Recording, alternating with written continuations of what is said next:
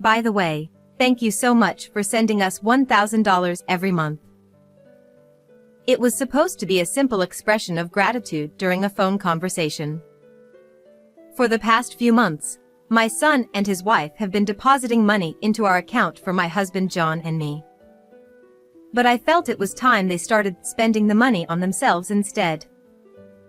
That was what I intended to say, but my daughter-in-law, Kate, reacted unexpectedly.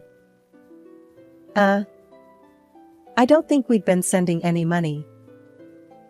To my surprise, Kate seemed genuinely confused, as if she was hearing about this for the first time. What?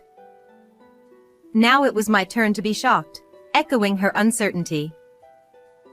We only sent money once, when John was in the hospital, and we haven't sent anything since. But that can't be. The money has been coming in, from the account you both use. My husband hasn't mentioned anything like that. A heavy silence fell between us. I had assumed that the remittances from my son were something he had discussed with Kate. After all, they are a married couple, and it only makes sense that they would have agreed on the amount they were sending us to support our daily needs. So, if neither Kate nor I knew about this ongoing support, what could it possibly mean? Then, a week later. No way! This can't be! When we discovered the truth behind the money, our faces contorted in fear. My name is Beth. I'm a stay-at-home wife who has finished raising my son and now spends my days leisurely. Since my son got married and moved out, I've been living with my much older husband, John, relying on his pension. I want to contribute to our household finances, so I've been trying my hand at being a handmade craft artist, but the income one earns is barely a drop in the bucket. Welcome home, John. I'm home. John replied. In the evenings, John, who works a few times a week as a senior worker at the local office after his retirement, comes home. When I greeted him while preparing dinner, I noticed he was carrying large packages in both hands, apparently bringing in the mail. It's a gift from Kevin. He went to Boston this time. John said. When I opened the package placed on the table, I found beans from a famous, long-established shop in Boston inside. There was also a family photo of my son Kevin, his wife Kate, and their middle school daughter Brianna, which made me smile warmly. Kevin and Kate love to travel, and every time there's a long weekend, they go somewhere new and send us souvenirs like this. They also visit us frequently, and being able to see the three of them and hear about their trips has become one of my pleasures. I'd love to visit Boston someday, I said. Since marrying John, I've never worked outside the home. But because of that, I sometimes realize how narrow my world is and feel a bit naive. Unlike Kevin, I've never traveled far on my own. It's not necessarily a bad thing, but I can't help feeling that I might be missing out on something. One day, in the midst of our peaceful days, I suddenly received a phone call from the local office. I wondered what it could be, and to my shock, I was told that John had fallen down the stairs and had been taken to the hospital. I rushed to the hospital where he had been transported. Fortunately, his life was not in danger, but he had broken his leg, so he would have to stay in the hospital for a while. When I informed Kevin, he made time in between his work to come right away. Kevin said, "Long time no see, Dad and Mom. I heard you tried to impress a young girl by carrying something heavy, and ended up falling, didn't you?" John replied. I'm really embarrassed. When I heard how John had fallen down the stairs, I couldn't help but sigh, just like Kevin, who was also shaking his head in exasperation. At his age, I wish he would understand the limitations of his body better. Kevin continued. By the way, it must be tough to cover the medical expenses with just Dad's pension, right? I've arranged for some money on our end, so please use it for the treatment costs. There's no need to go that far. We have enough savings for that, and I'd rather you use that money for yourself, Kate, and Brianna," I said, surprised by his sudden offer and shaking my head. We live a modest life, so even with the hospitalization, we're not in a situation where we're struggling financially. John also nodded in agreement, though he looked a bit troubled. However, Kevin was adamant. Don't worry about it. This is my way of showing filial piety. Hearing the word filial piety made me feel weak. The fact that my son, even after starting his own family, still cares about us so much filled me with more joy than a sense of guilt. I didn't want to waste Kevin's thoughtful gesture. "Thank you. If you insist that much." In the end, we gratefully accepted Kevin's offer. After that, a significant amount of money was deposited into our account from Kevin. However, I decided not to use it and to save it for Brianna, who would likely need it in the future. But then, that's strange. There's another deposit. A few months later, when I went to the bank to withdraw some money, I noticed that Kevin had made another deposit. And it wasn't just a one-time thing. For the past few months, a fixed amount had been deposited into the account every month. Puzzled, I decided to contact Kevin again. When I spoke to him on the phone, he responded casually. Kevin said, Well, you know, rehab and doctor visits cost money, right? It's part of the treatment costs. Please don't hesitate to use it. "No, really, it's okay. The money you gave us before has already been a big help. You should use it for your own family." Kevin replied, But Dad and Mom are my family too. Besides, this is my personal money, so don't worry about it. Oh, but I'd appreciate it if you didn't mention it to Kate. She'd only worry. No matter how many times I tried to decline, Kevin insisted that we accept the money. While I appreciated Kevin's thoughtfulness, I felt uneasy about receiving more money when we didn't really need it. I had heard that Kevin was an elite employee at a well-known company, earning a substantial salary, but even so, I wished he would save that money for a rainy day. So, I decided to discuss it with John again. I brought up the topic with him as he sat in the living room, leisurely enjoying his coffee after being discharged from the hospital. "I'm grateful for Kevin's kindness, but maybe it's time to stop accepting the money," I said. I didn't want to disregard Kevin's feelings.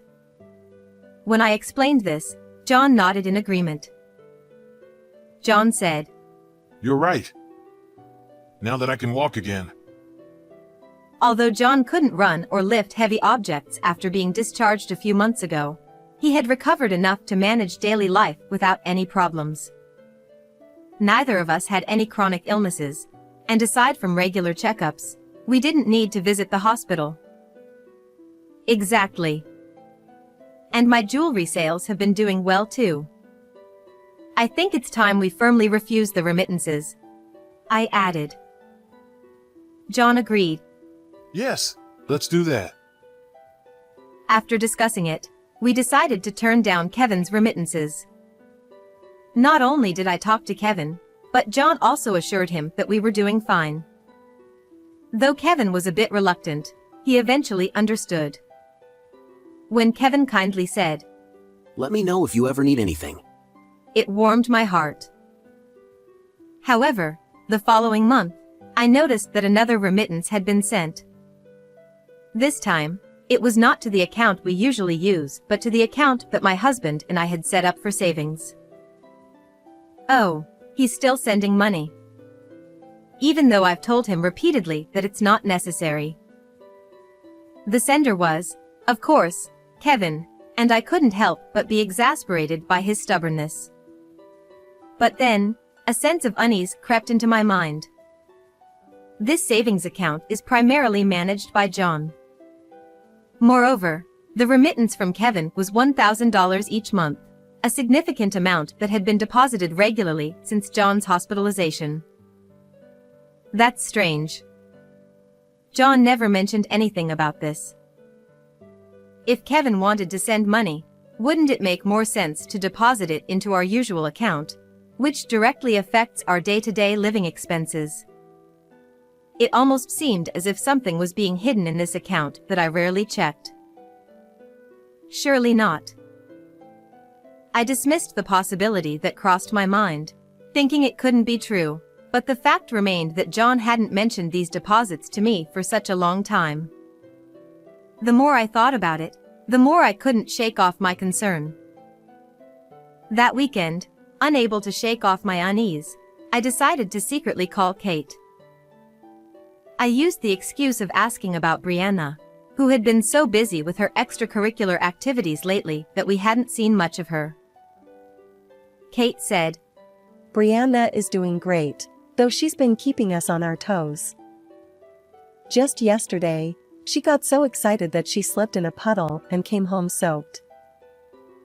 That sounds like a handful. But I'm glad she's doing well, I replied, chuckling at the adorable stories Kate shared. Then, I casually brought up the matter that had been bothering me.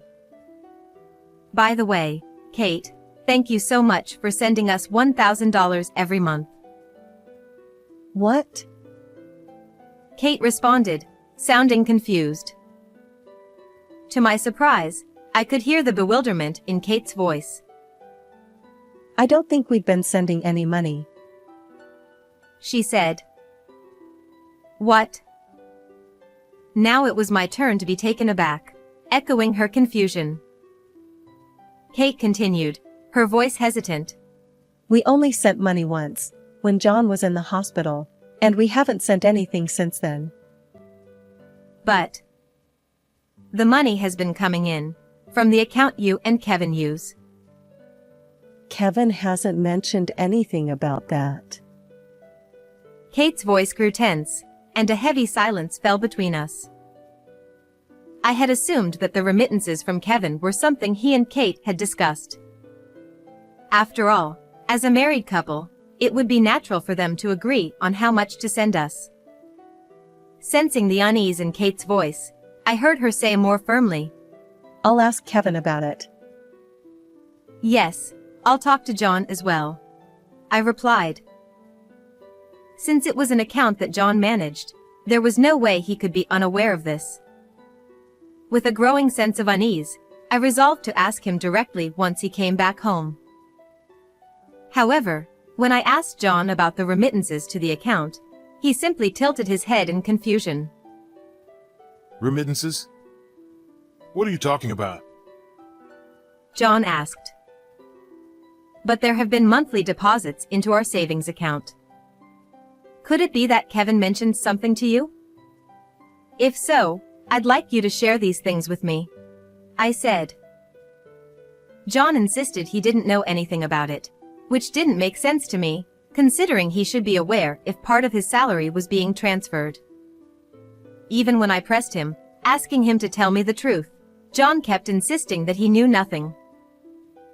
I'm telling you, I don't know anything about this.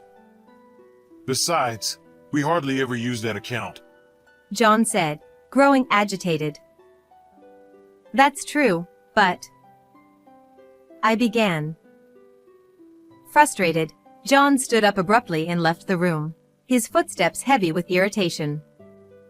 In the end, I was left with no new information, and my questions remained unanswered. A few days later, I received a message from Kate suggesting that we meet in person. She didn't mention the reason, but it was probably about the remittances. Thinking so, I chose a day when John wouldn't be home, and we agreed to meet at a nearby cafe. When Kate arrived at the cafe alone, she had a troubled expression on her face. After I told her that I had gotten nowhere when I asked John, her expression darkened even more. And what about on your end, Kate? I asked. Kevin said he hasn't been sending any money either, Kate replied. The outcome, which I had somewhat anticipated, left me silent and unable to speak. A growing suspicion began to form. Could they really be doing something behind our backs? But it seems that there have indeed been transfers from the account Kevin often uses.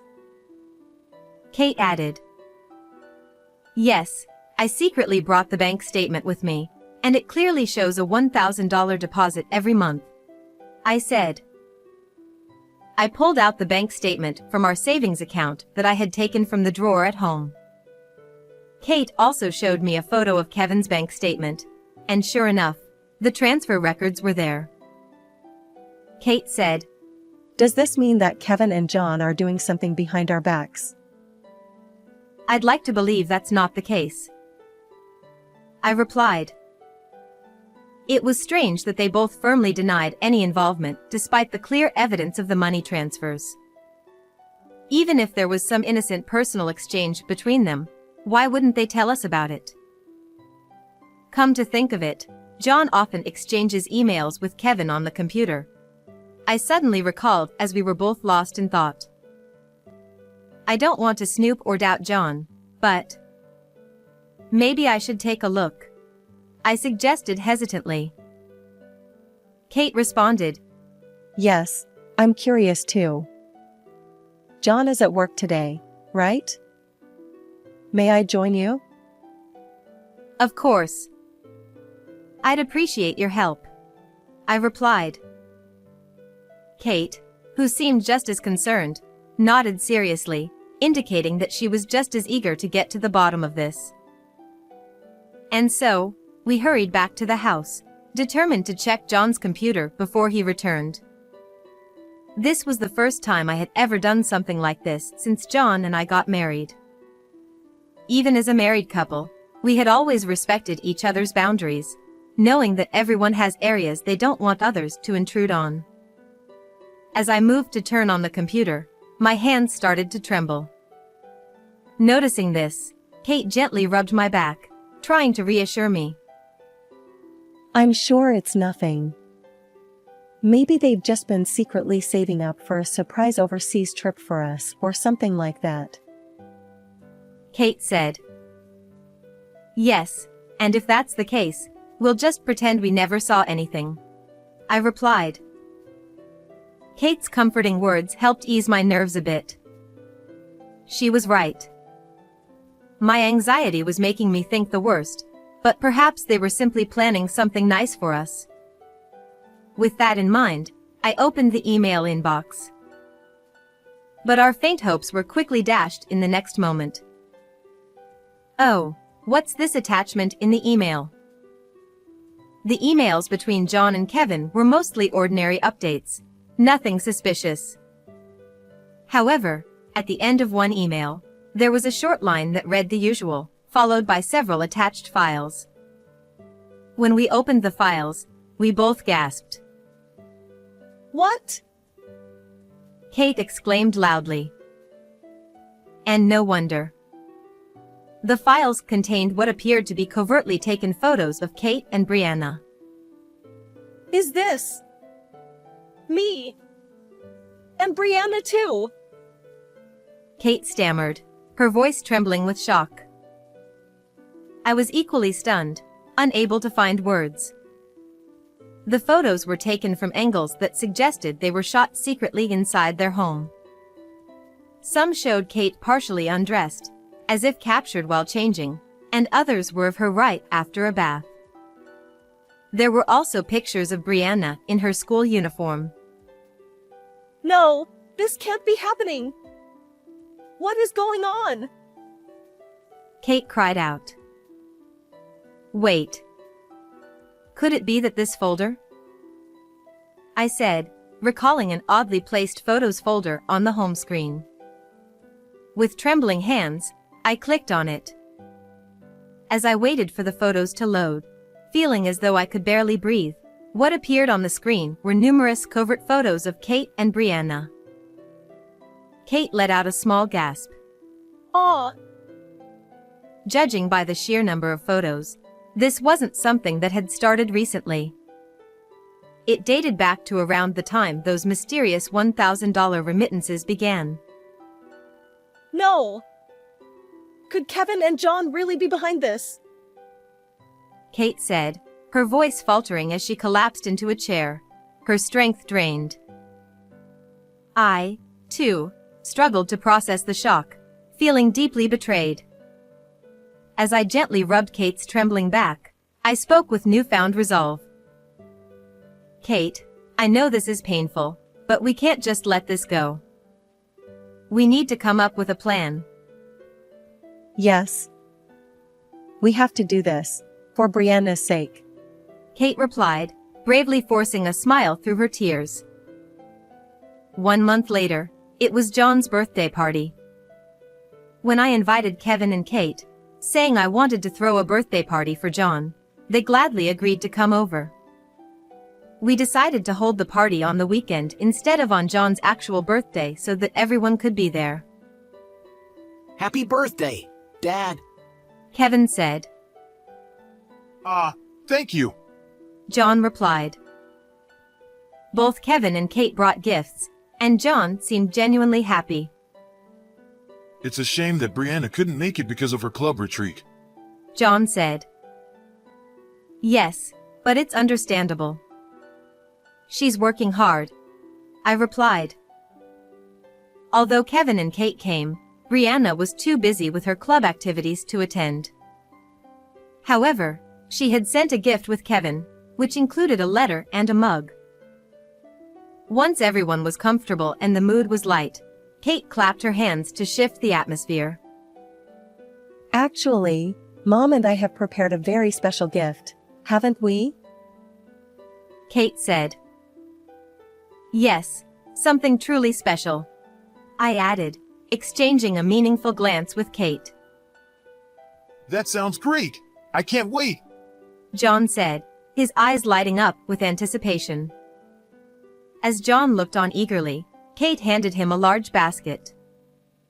The contents were hidden under a checkered cloth. Please, open it. Kate urged. I wonder what it is. John said as he excitedly pulled back the cloth. But as soon as he saw what was inside, his face turned pale. What's wrong, Dad? Kevin asked, noticing John's sudden silence. He looked into the basket himself, and soon, sweat began to drip down his face. Yes, the basket was filled with the covert photos exchanged between Kevin and John. Now, both of you, what exactly is the meaning of this? I asked, standing firm as I confronted them.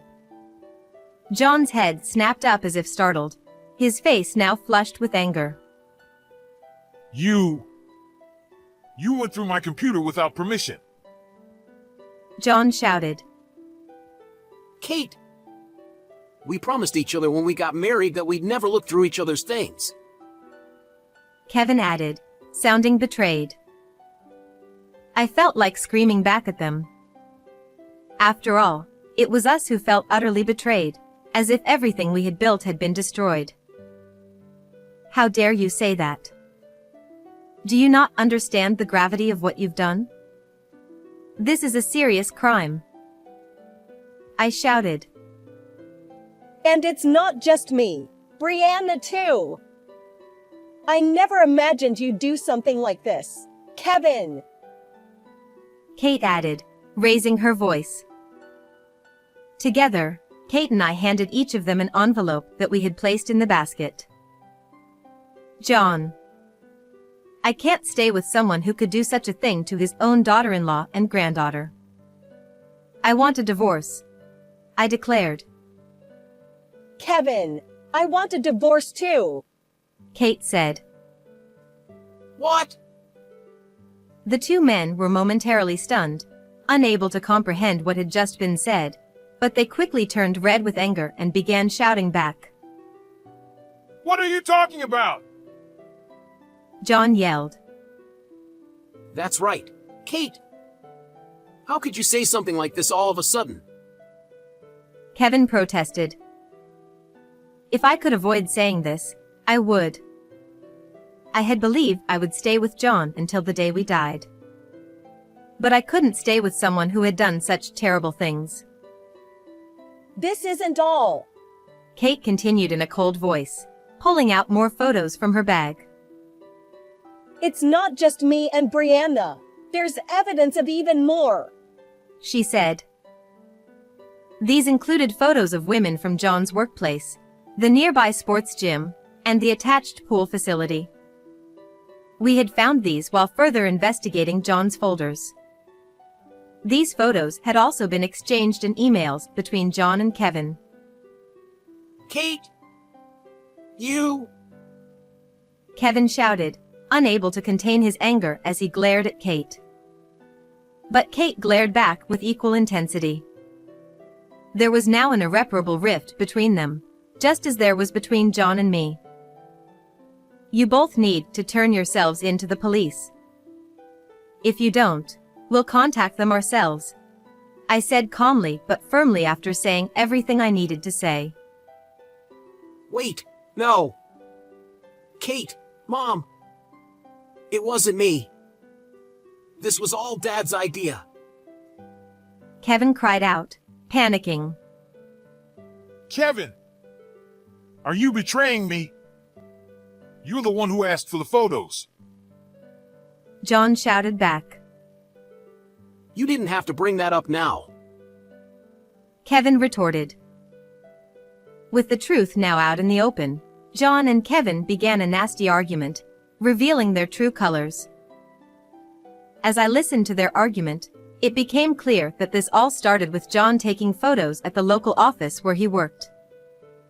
Kevin happened to see the photos and, initially viewing them as a joke, gradually became deeply involved. Eventually, he started requesting more photos from John, offering money in return. Their exchange of photos escalated, with Kevin taking secret pictures of Kate and Brianna, while John, even during his hospitalization, was secretly photographing nurses and rehabilitation staff. It was purely by chance that I discovered their financial transactions. Kate, please, give me one more chance. I swear I'll never do anything like this again. Kevin cried out, almost in a plea, clinging to Kate. But Kate rejected him with a voice as cold as ice. That's impossible. Even once, you sold out me and our daughter. How could I ever want to stay with someone like that?